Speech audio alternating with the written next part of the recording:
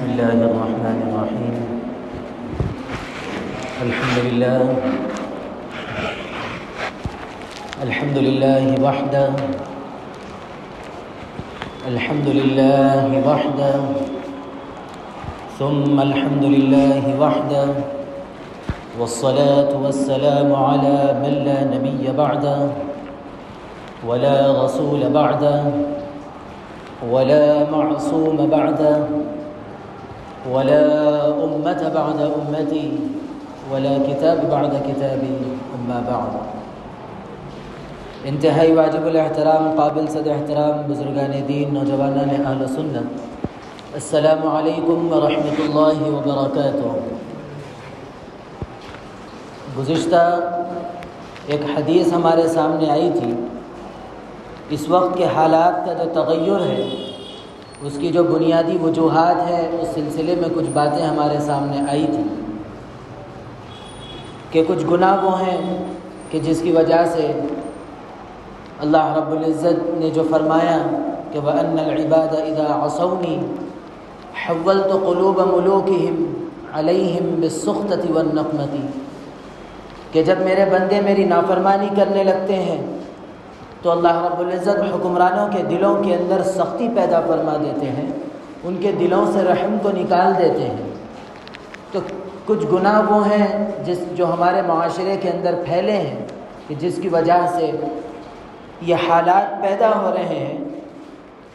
اس میں سے پہلی چیز یہ آئی تھی کہ نماز کو چھوڑنے کا گناہ. اس سلسلے میں کچھ باتیں ہمارے سامنے آئی تھی. صرف ایک بات یہ ذہن میں رکھتے ہوئے اگلی بات پر آئے کہ اگر کوئی شخص نماز نہیں پڑھتا ہے تو وہ شخص گویا اللہ کے سامنے جھکنے سے، سجدہ ریز ہونے سے انکار کرتا ہے. اسی لیے نماز کا اہتمام کرنا چاہیے، کیونکہ انسان کو اسلام اور مسلمان اور غیر مسلم کے درمیان میں اگر فرق کرنے والی کوئی چیز ہے تو وہ نماز ہے. یہ بات گزشتہ آئی تھی. بہرحال اس لیے نماز کا اہتمام کرنا چاہیے. اور جناب نبی کریم علیہ الصلاۃ والسلام نے نماز پڑھنے کا طریقہ کیا ہے، وہ فرمایا کہ ہر نماز ایسے پڑھو جیسے تم آخری نماز پڑھ رہے ہو. آج انسان مکمل طاقت و قوت میں ہے، وہ یہ نہیں بتا سکتا کہ اگلے لمحات میں اس کے ساتھ کیا ہوگا، وہ اس طاقت و قوت میں رہے گا بھی یا نہیں رہے گا. آج وہ اپنے جسمانی قوت کے اعتبار سے بڑا مضبوط نظر آتا ہے. کیا بھروسہ کہ آئندہ کے لمحات اس کے لیے پیروں کے جو ہے بیٹھ جانے یعنی فالج وغیرہ کا اثر ہو جانے کا کیا یقین ہے کہ نہ ہو. کہ اس لیے انسان کمزور مخلوق ہے. اس کو یہ چاہیے کہ ہمیشہ اللہ پر بھروسہ کرے، اللہ کی عبادت کرے. کیا بھروسہ آج عبادت کا موقع مل رہا ہے، کل نہ ملے. اسی لیے ہر عبادت کو ایسا کرو جس طرح آخر عبادت کر رہے ہو. جناب نبی کریم علیہ الصلاۃ والسلام نے فرمایا جب تم نماز پڑھو تو ایسے پڑھو جیسے آخری نماز پڑھ رہے ہو. اس لیے نماز کو خوب خشوع و خضوع سے پڑھنا چاہیے. حالات کو بدلنے کے اندر نماز کا بہت بڑا دخل ہوتا ہے. جب آدمی اللہ کے سامنے جھکتا ہے تو اس کی اللہ سے تعلق بنتا ہے. جب اللہ سے تعلق بنتا ہے تو وہ اللہ سے مانگتا ہے. جب وہ اللہ سے مانگتا ہے تو اللہ تعالی حالات بدل دیتے ہیں. دوسرا گناہ جو آج عموماً دیکھنے میں یہ آ رہا کہ جس کی وجہ سے آج ہمارے حالات سدھرنے کو نہیں ہیں، دوسرا گناہ یہ ہے کہ جب کوئی شخص ترقی کرتا ہے، جب کوئی شخص آگے بڑھتا ہے تو ہمارے پیٹ میں درد ہونے لگ جاتا ہے کہ وہ کیوں ترقی کر رہا ہے. میں بھی تو جو ہے خوب، میرے اندر بھی خوب صلاحیت ہے، میں بھی اپنے اندر خوب سا ٹیلنٹ رکھتا ہوں، میں کیوں نہیں آگے بڑھ رہا ہوں، وہ کیوں بڑھ رہا ہے. اور جب وہ بڑھ رہا ہے آگے تو ایک تو اس کو تکلیف ہوتی ہے اس کے بڑھنے سے، دوسرے اب یہ اپنی سوچ اور اپنا ذہن اس طرف لے جاتا ہے کہ میں کس طرح اس کو ترقی سے روکوں، کس طرح میں اس کو آگے بڑھنے سے روکوں. یہ ذہن چلانے لگتا ہے. جناب نبی کریم علیہ الصلاۃ والسلام ارشاد فرماتے ہیں کہ جو شخص اس قسم کے خیالات رکھتا ہے، حسد کا جذبہ اپنے اندر رکھتا ہے، تو اس شخص کے نیکیوں کا کیا حال ہوگا. اللہ کے نبی علیہ الصلاۃ والسلام فرماتے ہیں الا ان الحسد یأکل الحسنات کما تأکل النار الحطب۔ کان کھول کر سن لو کہ جو شخص اپنے اندر حسد رکھتا ہے، حسد نیکیوں کو اس طرح کھا جاتا ہے جس طرح آگ ایک سوکھی لکڑی کو کھا جاتی ہے۔ اسی لیے اپنے دل و دماغ کو حسد سے پاک رکھنا چاہیے۔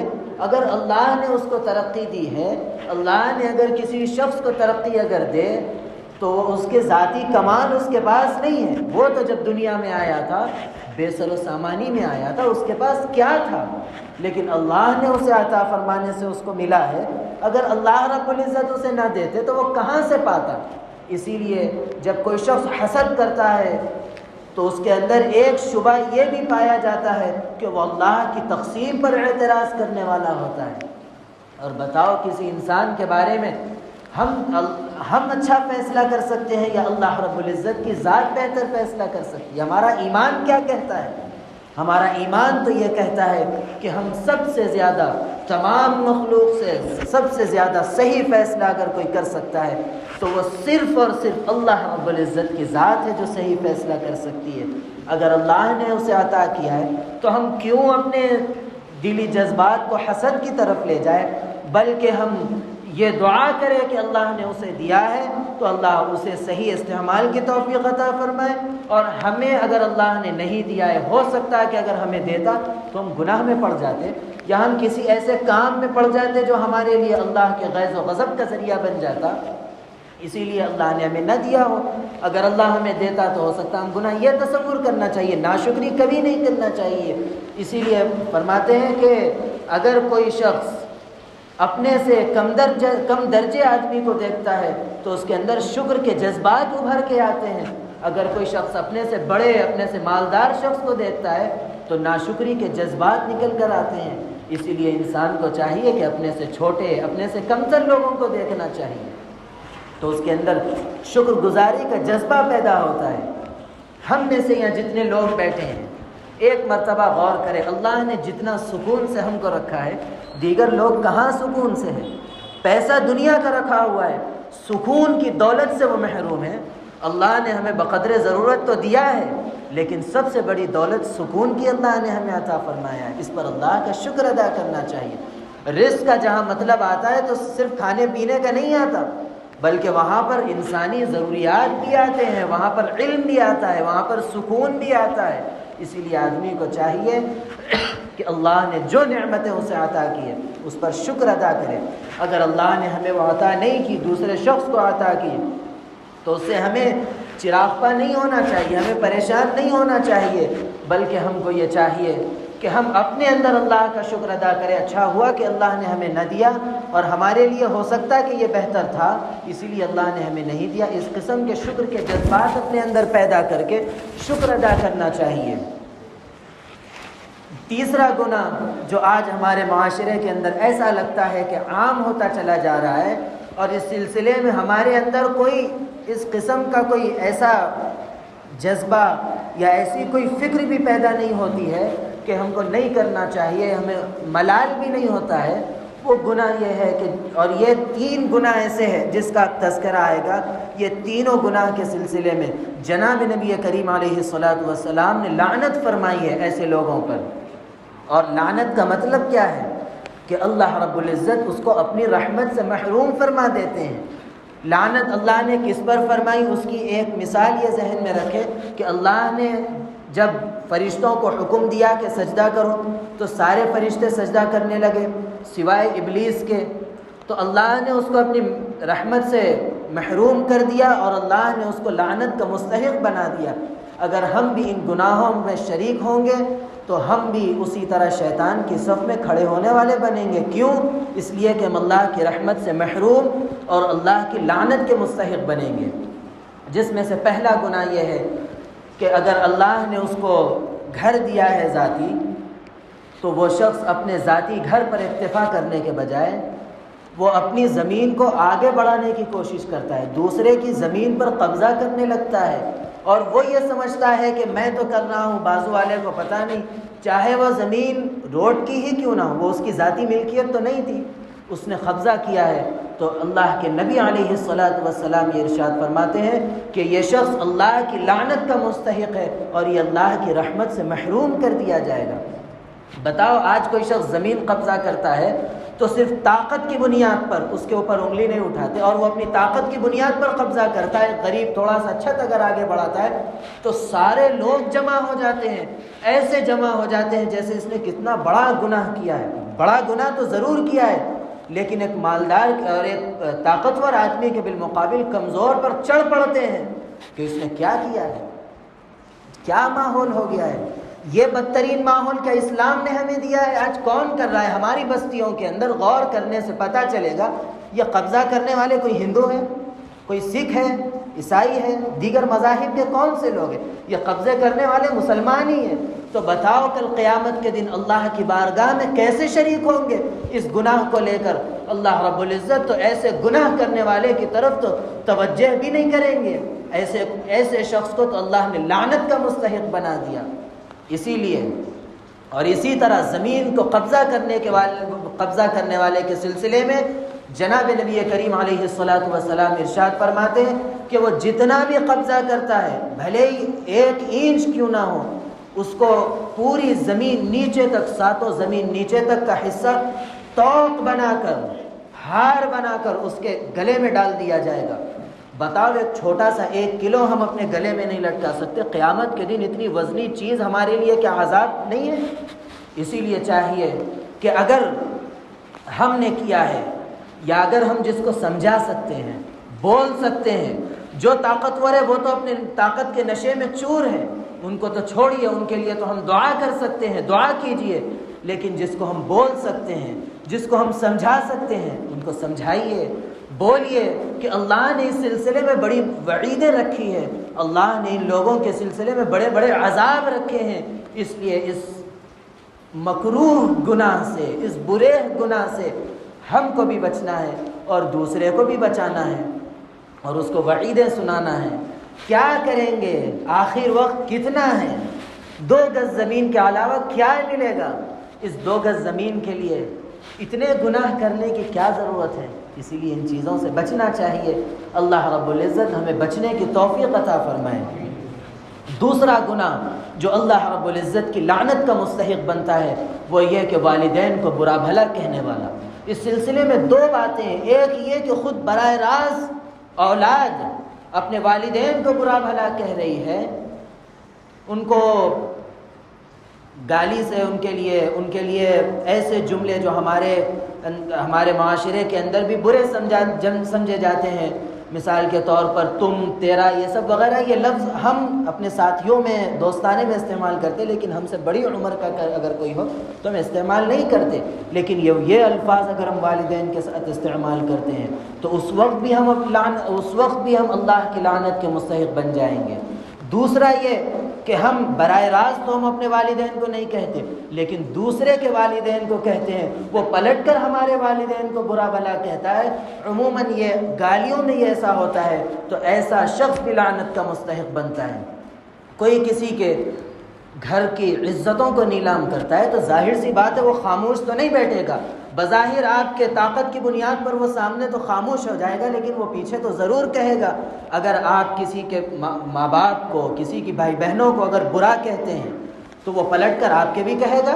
ایسا نہیں کہ وہ اتنا شریف ہو کہ خاموش ہو جائے، اللہ نے اس کو حلم بردباری دی کہ وہ معاف کر دے تو وہ بات اور ہے، لیکن ظاہر سی بات ہے اگر آپ اس کے والدین کو کہیں گے تو وہ پلٹ کر ضرور ضرور آپ کے والدین کو کہے گا۔ اس لیے جناب نبی کریم علیہ الصلاۃ والسلام ان دونوں چیزوں سے بچنے کے لیے فرماتے ہیں، ایک تو خود براہ راست اپنے والدین کو برا بھلا کہنے سے بچنا ہے، دوسرا کسی دوسرے کے والدین کو کہہ کر اپنے والدین کی طرف ان بری باتوں کو لوٹانا، اس سے بھی جناب نبی کریم علیہ الصلاۃ والسلام نے منع فرمایا۔ قرآن کریم میں بھی ارشاد فرمایا ہے، اس ضمن میں تو نہیں لیکن دوسروں کے بتوں کو برا بھلا کہنے کے بارے میں کہ وَلَا تَسُبُّوا الَّذِينَ يَدْعُونَ مِن دُونِ اللَّهِ فَيَسُبُّوا اللَّهَ عَدْوًا بِغَيْرِ عِلْمٍ۔ اگر آپ دوسروں کے معبودوں کو برا بھلا کہتے ہیں تو وہ آپ کے معبودوں کو برا بھلا کہیں گے، اسی لیے آپ مت کہیے، خاموش رہیے۔ بہرحال تیسرا اور آخری گناہ یہ ہے کہ جس کی وجہ سے یہ ہمارے حالات بدل نہیں رہے ہیں اور ہم اللہ کی لعنت کے مستحق بن رہے ہیں، وہ یہ ہے کہ گناہگار کو ٹھکانہ دینے والا۔ کیا مطلب ہے گناہگار کو ٹھکانہ دینے کا؟ کیا آپ گنہگار کو اپنے محفلوں میں نہ بٹھائیں؟ یہ نہیں، بلکہ اس کا مطلب یہ ہے کہ گناہگار کی آپ پشت پناہی کرتے ہیں، جس کو آج ہمارے معاشرے میں بیک سپورٹ کہتے ہیں۔ ایسا شخص گناہ کرتا ہے اور آپ اس کی طاقت بن جاتے ہیں، آپ جو ہے پولیس میں اس کا سہارا بن جاتے ہیں، جس کے اوپر وہ ظلم کر رہا ہے آپ مظلوم کے ساتھ ٹھہرنے کے بجائے ظالم کے ساتھ ٹھہر رہے ہیں، آپ ظالم کا ساتھ دے رہے ہیں، گنہگار کا ساتھ دے رہے ہیں، تو اس وقت بھی اللہ کے نبی علیہ الصلاۃ والسلام فرماتے ہیں کہ گنہگار کو ٹھکانہ دینے والے میں آپ شمار ہوں گے اور اس وقت آپ اللہ کی لعنت کے مستحق ہوں گے۔ اسی لیے ان گناہوں سے بچنا چاہیے۔ اچھا، جب ان گناہوں سے ہم بچے تو بچتے بچتے کیا ہم ان حکمرانوں کو برا بھلا کہیں؟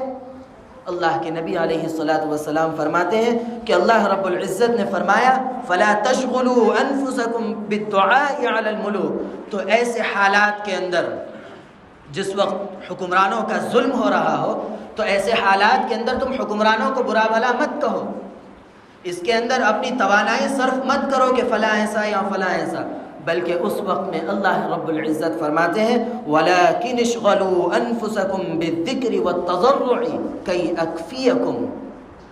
اللہ کے نبی علیہ الصلاۃ والسلام ارشاد فرماتے ہیں کہ اللہ رب العزت نے فرمایا ایسے وقت میں جب یہ حالات تمہارے اوپر ہوں گے، حکمرانوں کی طرف سے ظلم ہوگا، تمہارا بڑا تم پر رحم کرنے کے لیے تیار نہیں ہوگا، تو ایسے وقت کے اندر تم کو چاہیے کہ تم اللہ سے مانگے، اللہ کے سامنے گڑ گڑائے، جو مسائل ہو اللہ کے سامنے مانگ کر دعاؤں میں لگ جائے، تو امید ہے کہ اللہ رب العزت ہمارے ان حالات کو بدل دیں گے۔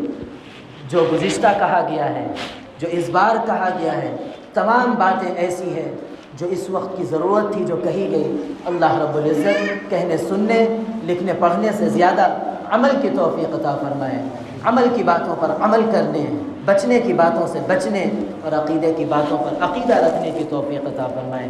آمین۔ وآخر دعوانا الحمد للہ رب العالمین۔